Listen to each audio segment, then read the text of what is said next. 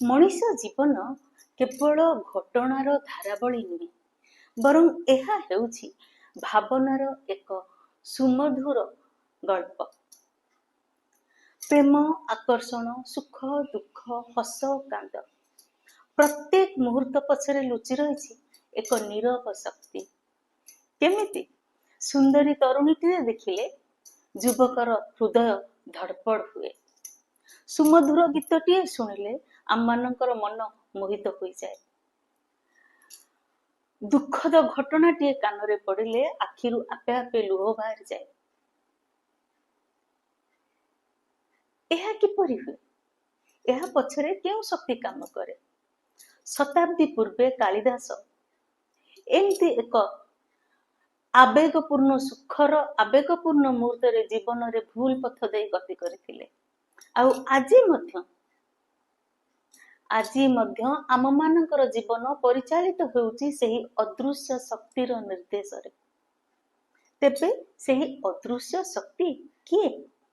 ସେହି ନୀରବ ନିର୍ଦ୍ଦେଶକ ମାନେ କିଏ? ସେମାନେ ହେଉଛନ୍ତି ହରମୋନ, ଯିଏ ଆମର ଜୀବନକୁ ଏକ ରୋମାଣ୍ଟିକ ଭାବପୂର୍ଣ୍ଣ ସିନେମାରେ ପରିଣତ କରିଥାନ୍ତି। ଆଉ ଆଜି ଆମେମାନେ ଆଲୋଚନା କରିବା ସେହି 12ଟି ହରମୋନ ମାନଙ୍କ ବିଷୟରେ, ଯିଏ ଆମ ଶରୀରର ନୀରବ ନିର୍ଦ୍ଦେଶକ। ସେହି 12ଟି ହରମୋନ ଭିତରୁ ଆମର ପ୍ରଥମ ହରମୋନ ହେଉଛି ସେରୋଟୋନିନ ହରମୋନ। ଏହା ଶାନ୍ତ ଓ ଖୁସିର ଚାବିକାଠି। ସେରୋଟୋନିନ ହରମୋନ ଆମ ମନର ସନ୍ତୁଳନକୁ ରକ୍ଷା କରେ। ସେରୋଟୋନିନ ହରମୋନର କାମ ହେଉଛି ଏହା ଖୁସି, ଶାନ୍ତି ଓ ଆତ୍ମବିଶ୍ୱାସ ମଧ୍ୟରେ ସନ୍ତୁଳନ ରକ୍ଷା କରେ। ଆଉ ଯଦି ସେରୋଟୋନିନ ହରମୋନର ଲେଭେଲ ମାତ୍ରା ଆମ ଶରୀରରେ କମେ, ତେବେ ଆମର ମନ ଦୁଃଖ ରହିବ, ମନ ବିଚଳିତ ରହିବ, ନିଦ ଠିକରେ ହେବ ନାହିଁ, ମୁଡ୍ ସୁଇଙ୍ଗ ହେବ। ମୁଡ୍ ସୁଇଙ୍ଗ ମାନେ କେତେବେଳେ ଖୁସି ଲାଗିବ ତ କେତେବେଳେ ଦୁଃଖ ଲାଗିବ, କେତେବେଳେ ହସ ଲାଗିବ ତ କେତେବେଳେ କାନ୍ଦ ଲାଗିବ।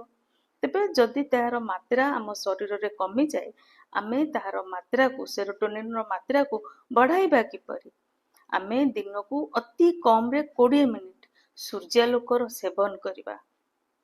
ଆମେ ସମସ୍ତଙ୍କ ପ୍ରତି କୃତଜ୍ଞତା ବା ଗ୍ରାଟିଟ୍ୟୁଡ ଜ୍ଞାପନ କରିବା, ଯାହା ଫଳରେ ଆମ ଶରୀରରେ ସେରୋଟୋନିନ ହରମୋନର ମାତ୍ରା ଅଧିକ ହେବ। ଏହାପରେ ଅକ୍ସିଟୋସିନ ହରମୋନ। ଅକ୍ସିଟୋସିନ ହରମୋନ ହେଉଛି ସମ୍ପର୍କ ହରମୋନ। ଏହା ଭରସା ଆଉ ପ୍ରେମର ଚାବିକାଠି। ଅକ୍ସିଟୋସିନ ହରମୋନର କାମ କ'ଣ? ଅକ୍ସିଟୋସିନ ହରମୋନ ପ୍ରେମ, ଭରସା ଆଉ ଆତ୍ମୀୟତା ବଢାଏ। ଆମ ଶରୀରରେ ଅକ୍ସିଟୋସିନର ମାତ୍ରା କମିଲେ ଆମକୁ ଏକାକୀ ଅନୁଭବ ହୁଏ, ସାମାଜିକ ଭୟ ଲାଗେ, ମାନେ ଚାରିଆଡେ ଭୟ ଭୟ ଲାଗେ।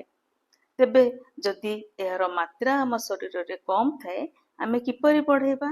ଆମେ ଖୁସି ମନରେ ଅନ୍ୟକୁ ଆଲିଙ୍ଗନ କରିବା, ଆଖିରେ କଥା ହେବା, ହ୍ୟାଣ୍ଡସେକ୍ କରିବା ଦ୍ୱାରା ଆଉ ଭଲ ଭଲ କାମ କରିବା ଦ୍ୱାରା ଅକ୍ସିଟୋସିନର ମାତ୍ରା ଆମ ଶରୀରରେ ବଢିଥାଏ। ଅକ୍ସିଟୋସିନ ସମ୍ପର୍କକୁ ଯୋଡି ରଖେ, ସମ୍ପର୍କକୁ ମଜବୁତ କରେ। ତାପର ହରମୋନ ହେଉଛି ଆଡ୍ରେନାଲିନ ହରମୋନ ବା ଆକ୍ସନ ହରମୋନ।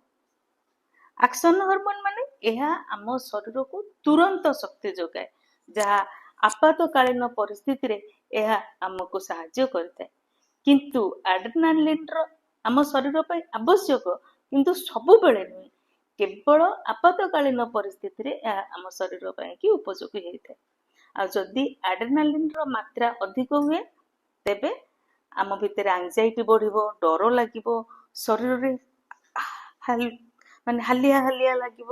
ଆଉ ଏହାକୁ ସନ୍ତୁଳନ କରିବା ପାଇଁ ଆମେ କ'ଣ କରିବା?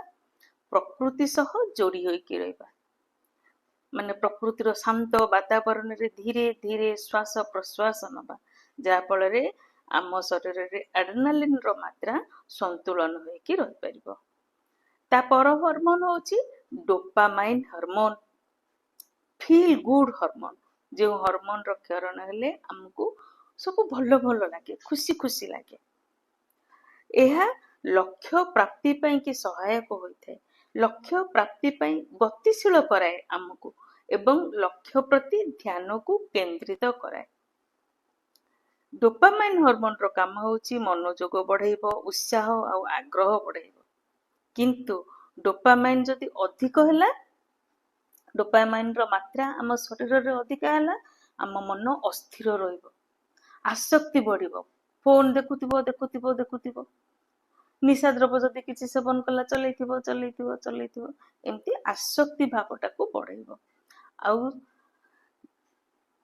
କେତେବେଳେ ବଢିବ ଡୋପାମାଇନ୍ ନା ଲକ୍ଷ୍ୟ ପ୍ରାପ୍ତି ଯଦି ତାପରେ ଆମେ ଯେକୌଣସି ଗୋଟେ ଏମ୍ ରଖିଲେ, ଟାର୍ଗେଟ ରଖିଲେ, ସେଟା ଫୁଲଫିଲ ହେଇ ଚାଲିଲା, ପୂରଣ ହେଇ ଚାଲିଲା, ଯଦି ଲକ୍ଷ୍ୟ ପ୍ରାପ୍ତି ଦ୍ୱାରା ବଢିବ।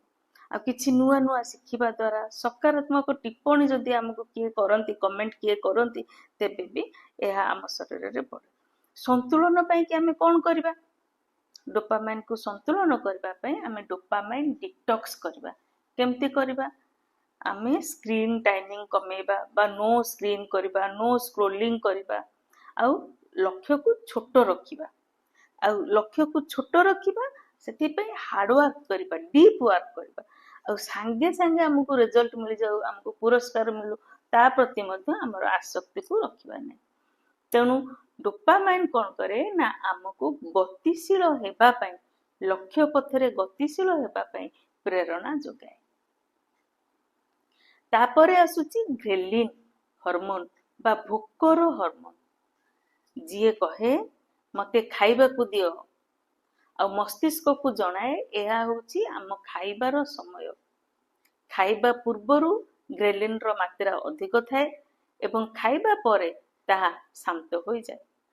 ଆଉ ଯଦି ଗ୍ରେଲିନ୍ର ମାତ୍ରା ଅଧିକ ହୁଏ, ଯେତିକି ମାତ୍ରାରେ ଆମ ଶରୀରରେ ରହିବା କଥା ତାଠାରୁ ଅଧିକ ହୁଏ, ତେବେ ଆମେ ଅଧିକ ଖାଇବା। ଆଉ ଅଧିକ ଖାଇବା ଦ୍ୱାରା ଆମର ଅଧିକ ଓଜନ ବଢିବ। କାରଣ କଣ ପାଇଁକି ଆମର ଶରୀରରେ ସେଟା ଅଧିକ ବଢିବ? ନା ଯଦି ଆମେ ଖାଦ୍ୟକୁ ସମୟ ଅନୁସାରେ ନ ଖାଇବା, ଅଧିକ ମିଠା ଜାତୀୟ ଖାଦ୍ୟ ଅଧିକ ଖାଇବା, ଅଧିକ ସମୟ ପାଇଁକି ଖାଇବା, ଆଉ ଯଦି ନିଦ ବି ଠିକରେ ନ ହବ, ତେବେ ଆମ ଶରୀରରେ ଗ୍ରେଲିନ୍ର ମାତ୍ରା ବଢିବ। ତେବେ ଏହି ମାତ୍ରାକୁ ନିୟନ୍ତ୍ରଣ କରିବା ପାଇଁ ଆମେ କଣ କରିବା?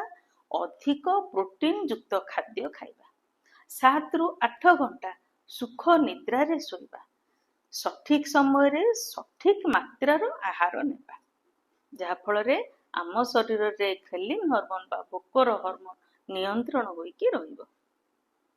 ଏହା ପରେ ଆସିଲା ଲେପ୍ଟିନ୍ ହର୍ମୋନ। ଗ୍ରେଲିନ୍ର ବିପରୀତ ହେଉଛି ଲେପ୍ଟିନ୍। ଗ୍ରେଲିନ୍ ହର୍ମୋନରେ ଆମକୁ ଭୋକ କେତେବେଳେ ହବ ସିଏ ଜଣାଏ, ଆଉ ଲେପ୍ଟିନ୍ ହେଉଛି ପେଟ ପୁରିଯିବା, ପେଟ ଭରିବାର ହର୍ମୋନ। ଭୋକକୁ ସୁଇଚ ଅଫ୍ କରିଦେବ, ଆଉ ଭୋକ ଆମକୁ ହବ ନାହିଁ। ଲେପ୍ଟିନ୍ର କାମ ହେଲା ପେଟକୁ ପୁରିଲା ବା ଭରିଲା ବୋଲିକି ଜଣାଏ। ଯଦି ଅସନ୍ତୁଳନ ହେଲା ଲେପ୍ଟିନ୍ ର ମାତ୍ରା ଆମ ଶରୀରରେ, ତେବେ କଣ ହବ ନା ପେଟ ପୁରି ଯାଇଥିବ, ତଥାପି ମଧ୍ୟ ଆମେ ଖାଇ ଚାଲିଥିବା। କଣ? ସେଇ କାରଣ ଜଙ୍କ ଫୁଡ, ସ୍ନାକ୍ସ ଜାତୀୟ ଖାଦ୍ୟ ବହୁ ସମୟ ଧରି ଯଦି ଆମେ ଖାଇବା, ଆମ ଭିତରେ ଏଇ ହର୍ମୋନର ମାତ୍ରା ଅସନ୍ତୁଳିତ ହେଇକି ରହିବ। ଆଉ ମାତ୍ରାକୁ ସନ୍ତୁଳନ କରିବା ପାଇଁ ଆମେ କଣ କରିବା? ନା ସଠିକ ଖାଦ୍ୟ ଖାଇବା, ପର୍ଯ୍ୟାପ୍ତ ମାତ୍ରାରେ ନିଦରେ ଶୋଇବା, ଆଉ ବେଳେ ବେଳେ ସାମୟିକ ଉପବାସ ମଧ୍ୟ କରିବା, ଯାହା ଫଳରେ ଲେପ୍ଟିନ୍ ହର୍ମୋନ ଆମ ଶରୀରରେ ସନ୍ତୁଳିତ ହେଇକି ରହିବ। ଏହା ପରେ ଆସିଲା ଇନସୁଲିନ୍ ହର୍ମୋନ ବା ଆମ ଶରୀରରେ ଯେ ଏନର୍ଜିକୁ ମ୍ୟାନେଜ କରେ, ଏନର୍ଜି ମ୍ୟାନେଜର, ଶକ୍ତିକୁ କୋଉ ପଟେ କେମିତି ଚୟାପଚୟ କରିବ, ତାହା ଯେଉଁ ହର୍ମୋନ କରେ ସେଟା ହେଉଛି ଇନସୁଲିନ୍ ହର୍ମୋନ। ଆଉ ଇନସୁଲିନ୍ ଯଦି ଆମ ଶରୀରରେ ଅସନ୍ତୁଳନ ରହିବ, ଆମକୁ ହାଲିଆ ଲାଗିବ, ଭୋକ ବଢିବ, ଓଜନ ବଢିବ। କାରଣ କଣ? ସେଇ ଅଧିକ ମିଠା ଖାଇବା, ପ୍ରୋସେସ୍ଡ ଫୁଡ ଖାଇବା, ଅନିୟମିତ ଖାଦ୍ୟ ଅଭ୍ୟାସ ରଖିବା, ଯଦି ଆମ ଶରୀରରେ ଇନସୁଲିନ୍ ହର୍ମୋନର ମାତ୍ରା ଅସନ୍ତୁଳନ ହବ। ଯଦି ଅସନ୍ତୁଳନ ହେଲା, ତେବେ ତାକୁ ସନ୍ତୁଳିତ କିପରି କରିବା? ଇନସୁଲିନ୍ର ମାତ୍ରାକୁ ସନ୍ତୁଳନ କରିବା ପାଇଁ ଆମେ ଖାଇବା ପରେ ଟିକେ ଚଲାଚଲି କରିବା, ତନ୍ତୁ ଆଉ ପ୍ରୋଟିନ ଯୁକ୍ତ ଖାଦ୍ୟକୁ ଖାଇବା, ଶର୍କରା ଜାତୀୟ ପେୟ ଠାରୁ ଦୂରେଇ ରହିବା। ଆଉ ଏହି ଇନସୁଲିନ୍ ହର୍ମୋନ ହେଉଛି ଆମ ଶରୀରର କ୍ୟାଲୋରି ଆକାଉଣ୍ଟାଣ୍ଟ। କେତେ କ୍ୟାଲୋରି କୋଉଠି ବର୍ନ ହେଲା, କେତେ କ୍ୟାଲୋରି କୋଉଠୁ ଆସିଲା, टोटाल कैलोरी केते रहिला केते चयापचय होला ताहार हिसाब इन्सुलिन पाखरे थाए।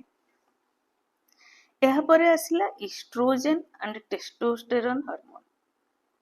यह शक्ति आउ उत्साहर हार्मोन। नारी पुरुष उभयंक पाई कि एटा दरकार हेइताए। यह शक्ति मूड काम वासना एवं आत्मबल को नियंत्रण करे। इस्ट्रोजेन और टेस्टोस्टेरोन हार्मोन बढ़े पाई कि आमे कोन करबा ना शारीरिक परिश्रम करबा, स्वास्थ्यकर खाद्य खाइबा, मानसिक और शारीरिक चाप को नियंत्रण करबा, सुख और पर्याप्त निद्रा जीवा। तेणु एई इस्ट्रोजेन और टेस्टोस्टेरोन हार्मोन केवल काम वासनार हार्मोन नुहे, बरं एहा आम जीवनी शक्तिर हार्मोन, भाइटालिटी एथिरे थाए। तापर आसला एंडोर्फिन हार्मोन। एंडोर्फिन होची आम शरीरर निजस्व आनंद, नेचुरल पेन किलर, जहा द्वारा आमको खुशीर अनुभूत हुए।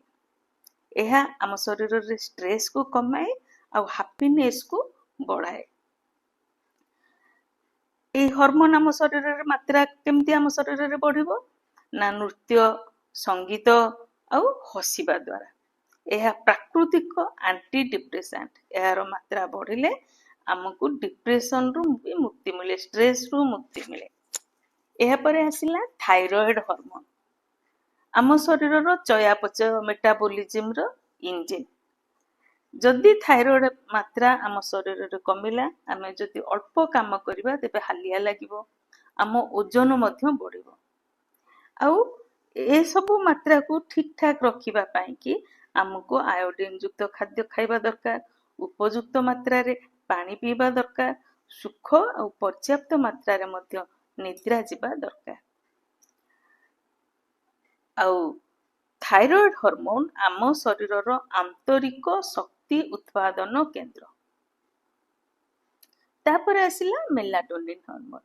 मेलाटोनिन माने स्लीप हार्मोन। यह मस्तिष्क को कहे एई टाइमटा होची आम निद्रा आउ विश्रामर समय। आ जदि मेलाटोनिन रो मात्रा आम शरीर रे कमिला तेबे हमको निद होबो नै। कोन निद जदि न होबो कोनोसी काम रे मध्य मन लागिबो नै। तेणु जदि मेलाटोनिन रो मात्रा आम शरीर रे कमिची ताकू आमे किपरि बढ़ेबा? एथिपाई कि रातिर अंधार दरकार, नहले डिम लाइट दरकार, आ सठिक समय रे प्रतिदिन मध्य सोइबा दरकार। तेणु ठीक केमती करिवे? गोड़ हाथ धोई सुस्थ मनरे बिछना को जिवे, अंधार कोठरी रे सोइबे, सोइबार अति कम रे 1 घंटा पूर्व स्क्रीन ठारू दूरेई रहिबे। प्रतिदिन सोइबा और उठिबार समय मध्य निर्धारण करिवे, माने ठीक समय रे सोइबे आ ठीक समय रे उठिबे। आ एहा परे होची कॉर्टिसोल बा स्ट्रेस हार्मोन, जो हार्मोन आम भितर स्ट्रेस बा चाप को बढ़ाए। आपातकालीन रे ए बेले बेले सहायक होइते, किंतु सब बेले अधिक रहिबा आम शरीर पई क्षतिकारक होइते।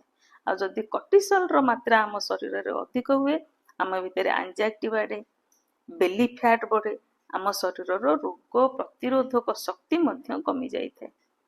कोन पई कि कॉर्टिसोल अधिक हुए? जदि अधिक परिश्रम करिवे आ कम सोइबे, चा कॉफी रो निशा ए सब कोन हुए कॉर्टिसोल को हार्मोन को माने अधिक करबा को काम। तेनु जदि कॉर्टिसोल हार्मोन को कमाइया को हबो तेबे आमे कोन करबा? प्रकृति सह समय बितेइबा, सकाळु सकाळु टिके मॉर्निंग वॉक करबा, माने चलिबा आउ ध्यान करबा आउ हसिबा। ए सब द्वारा कॉर्टिसोल हार्मोन आम शरीर रे कमी थाए। आपणक जीवनर ध्यान, भावना और भोग ए सब हार्मोन रो ही भाषा। तेबे एगुड़िक आम शरीर बायोकेमिकल संदेश। हार्मोन आम शरीर रे संतुलित होई रहिले आम जीवन संतुलित होइथाय। तेणु जदि निज जीवन को संतुलित करने को चाहते तेबे एही भिडियोटी को सेव करी रखतु, एको बारंबार शुणु एवं एहाकू कार्य रे परिणत करबा पई कि चेष्टा करंतु। आउ भिडियोटी को लाइक, शेयर और कमेंट करंतु।